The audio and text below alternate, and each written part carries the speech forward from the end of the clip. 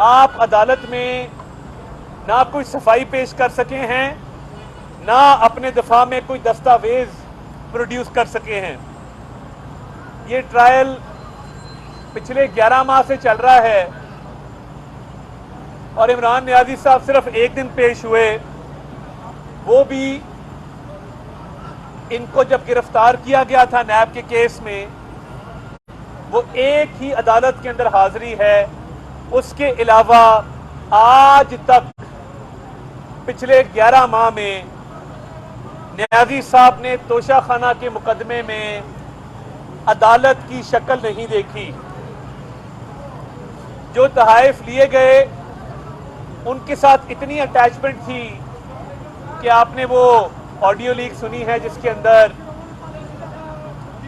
محترمہ بشرا صاحبہ فرما رہی ہیں کہ ان تحفوں کی تصویر مت کھینچنا، ان کو گھر سے باہر نہ لے کے جانا، یعنی لالچ کی ایک انتہا ہے کہ ان تحفوں سے علیحدگی بھی برداشت نہیں تھی اور ان تحفوں کو بڑے قریب اپنے رکھا گیا کیونکہ پتا تھا کہ ان کو بیچ کے بہت بھاری رقوم حاصل کی جائیں گی۔ یہ قوم کا پیسہ تھا، یہ قومی خزانے میں جمع ہونا تھا۔ اربوں روپے کے تحفے بیچے، اربوں روپے کے گراف کے ڈائمنڈ کے سیٹ ہیں، رولیکس کی گھڑیاں ہیں، اور ان کو بیچنا تو چلے جرم ہے ہی ہے کہ بلیک مارکیٹ میں بیچا۔ اس کے بعد وہ تحفہ لینا ڈکلیئر بھی نہیں کیا۔ ہر پبلک آفس ہولڈر جو سرکاری عہدہ رکھتا ہو اس پر یہ لازم ہے کہ اگر وہ کوئی تحفہ لیتا ہے تو وہ اس کو ڈکلیئر بھی کرے، اور اگر وہ ڈکلیئر نہیں کرتا تو یہ جرم ہے، اور اس کے بعد ڈکلیئر نہ کرنا جرم، بلیک مارکیٹ میں بیچ کے رقوم حاصل کر کے یہ کہنا کہ میں نے اکاؤنٹ میں جمع کرائی ہیں، مگر وہ رقوم مطابقت نہ رکھتی ہوں ان تحائف کی قیمت کے ساتھ، تو پھر باقی پیسے کہاں پہ گئے؟ نیازی صاحب نے آج تاریخ لی ہے، تاریخ۔ آج ان کے لیڈر بھی یہاں پہ، وکیل بھی حاضر نہیں ہوئے۔ تاریخ پہ تاریخ، تاریخ پہ تاریخ لی جا رہی ہے، اور یہ اس لیے لی جا رہی ہے کہ 2 گواہ ہیں اس کیس میں، اور اب شہادتیں ریکارڈ ہو رہی ہیں، جرح ہو رہی ہے۔ آج تاریخ لینے کا کیا جواز تھا؟ اسلام آباد میں موجودگی کے باوجود کئی مرتبہ نیازی صاحب عدالت میں پیش نہیں ہوتے۔ آج بھی عدالت سے راہ فرار اختیار کی گئی، عدالت میں پیش نہیں ہوئے۔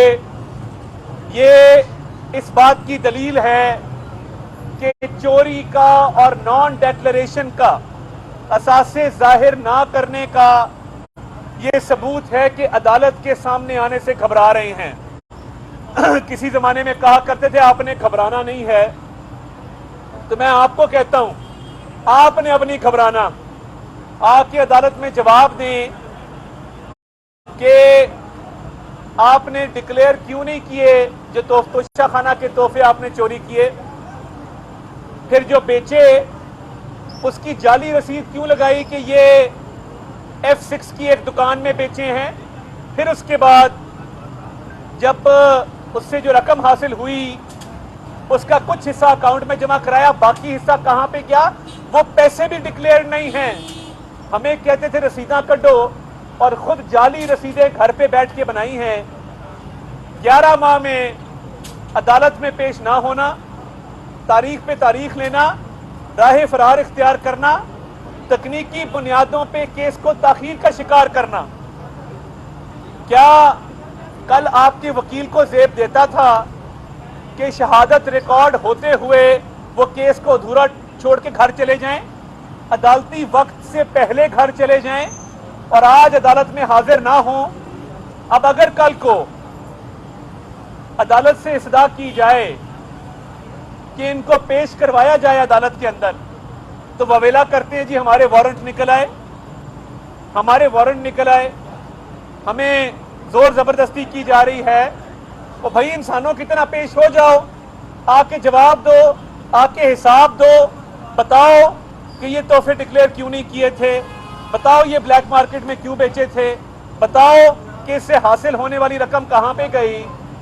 تو یہ میں سمجھتا ہوں کہ اس میں اب راہ فرار اختیار کرنے کا کوئی موقع نہیں ہے, اور اس میں اب جانے دے نہ سین کریٹ کریں, نہ کریں. اس میں اب آج جو پیشی ہوئی, اس پیشی کے دوران ان کے وکلا نے عدالت پہ پریشر ڈالنے کی کوشش کی. نہ صرف عدالت پہ پریشر ڈالا, بلکہ پریشر ڈالنے کے ساتھ ساتھ جج پہ عدم اعتماد کا اظہار یہ ثابت کرتا ہے کہ یہ مرضی کا فیصلہ لینے کی ایک کوشش ہے. تو جو دو گواہ اس میں موجود ہیں ان کی شہادتیں بھی ریکارڈ ہونی ہیں, ان پہ جرح بھی ہونی ہے, اور آپ کیونکہ دفاع اپنا پیش کرنے میں ناکام ہے, تو میں آپ کو یہ ضرور بتانا چاہتا ہوں کہ جب پاناما کا کیس چل رہا تھا اور میاں نواز شریف روزانہ کی بنیادوں پہ احتساب عدالت میں پیش ہوتے تھے, تو آپ تب یہ مطالبہ رکھتے تھے کہ یہ روز کی بنیادوں پہ کیس سنا جائے, مگر میاں نواز شریف بے گناہ ہونے کے باوجود ہر روز عدالت میں پیش ہوئے, قانون کی منشا کو تسلیم کیا. اور وہ کیس کیا کیس تھا؟ چند کرداروں نے وہ کیس بنایا, جھوٹا کیس بنایا, اور بے گناہی کے ثبوت آ چکے اور بے گناہی ثابت ہو چکی. اور آپ توشہ خانہ کی بات کرتے ہیں, تو ملک کی تاریخ میں کوئی ایسا حکمران بتا دیں جس نے توشہ خانہ کے تحائف بلیک مارکیٹ میں بیچے ہوں, جس نے سعودی ولی عہد کی خانہ کعبہ کے ماڈل والی گھڑی بیچی ہو. خانہ کعبہ کی ماڈل جس چیز پہ بنا ہو, بندہ اس کو تبرک کے طور پہ رکھتا ہے, اس کو اپنے گھر میں کسی اونچی جگہ پہ رکھتا ہے, اس کو مقدس تصور کرتا ہے. آپ نے خانہ کعبہ والی گھڑی کو بھی نہیں چھوڑا, وہ بھی بلیک مارکیٹ میں بیچ دی. تو یہ چوری کا کیس ہے, چوری ثابت ہے, جواب دینا ہوگا, حساب دینا ہوگا. اور سائفر والے کیس میں بھی, سائفر میں بالکل کلیئر ہے کہ اعظم خان صاحب نے جو بیان دیا ہے, میں سمجھتا ہوں وہ ایک محب وطن شخص ہے.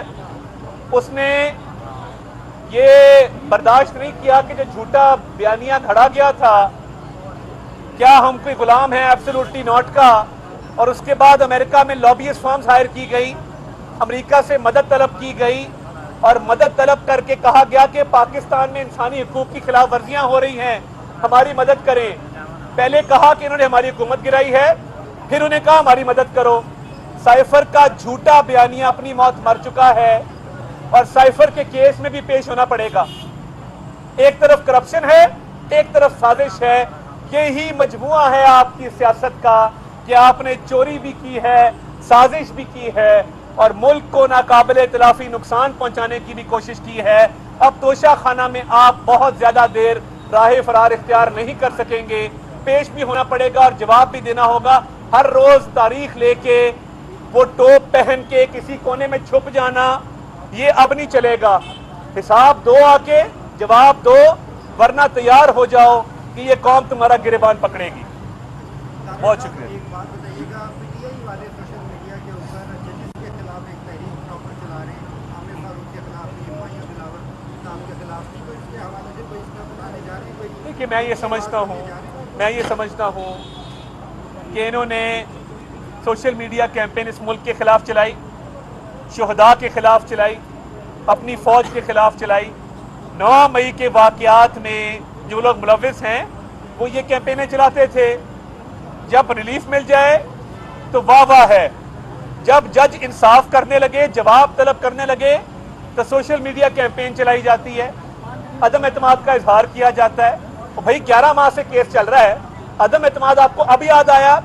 عدم اعتماد اور سوشل میڈیا کیمپین کے ذریعے تاخیری حربے استعمال کیے جاتے ہیں. یعنی جج جب فیصلہ دینے لگے تو اسے کہتے ہیں ہمیں آپ پہ اعتماد نہیں ہے.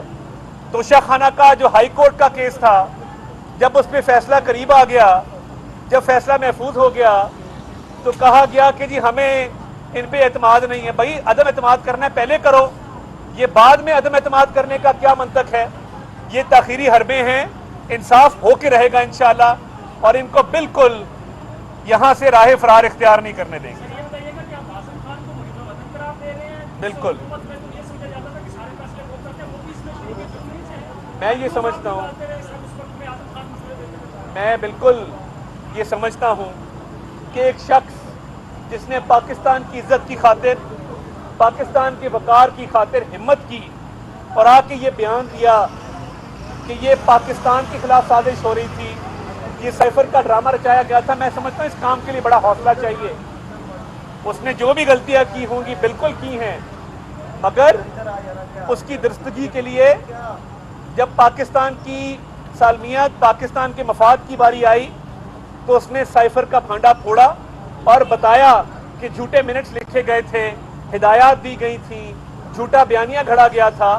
तो मैं तो उसको सलाम पेश करता हूँ कि उस शख्स में इतनी इखलाकी जुर्रत है कि वो सच बोलने को तैयार है, जो कि नियाज़ी साहब में नहीं है।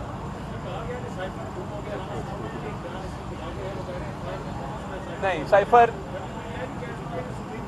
नहीं, मैं असल हकायक ये हैं, मैं जो एक JIT ने साइफर की तहकीकात की, ये FIA की JIT थी, इमरान खान साहब ने स्टे लिया हुआ था लाहौर हाई कोर्ट से, उस JIT की रिपोर्ट परसों फाइनल हुई है, और JIT की फाइंडिंग ये है कि जलसे में जब साइफर लहराया गया, साइफर इनके कब्जे में था, इन्होंने घर जाके साइफर घुमा दिया। ये तो वीडियो सबूत है ना कि जलसे में जब साइफर लहराया जा रहा है, सियासी जलसे में, बतौर वजीर आजम, ये हल्फ से भी इन्होंने हल्फ की वायलेशन की, ऑफिशियल सीक्रेट्स एक्ट की वायलेशन की। तो जब हाथ में साइफर मौजूद है और साबित है वीडियो में, और उसके बाद कहा गया साइफर पेश करे, तो साइफर पास नहीं है। मैं वाजे कर दूं, साइफर इनकी कब्जे में था, इन्होंने घुमाया है, साइफर घुमाने की भी इनको इंशाल्लाह सजा मिलेगी। बहुत शुक्रिया। YouTube पर गूगली न्यूज देखने के लिए youtube.com की सर्च बार में गूगली न्यूज TV टाइप करें। गूगली न्यूज के पेज पर सुर्ख रंग के सब्सक्रिप्शन वाले बटन पर क्लिक करना ना भूलिए। YouTube पेज पर अपलोड होने वाली वीडियोस से बाखबर रहने के लिए बेल आइकन पर क्लिक कीजिए। आपको हर नई वीडियो के बारे में नोटिफिकेशन मौसूल हो जाएगा।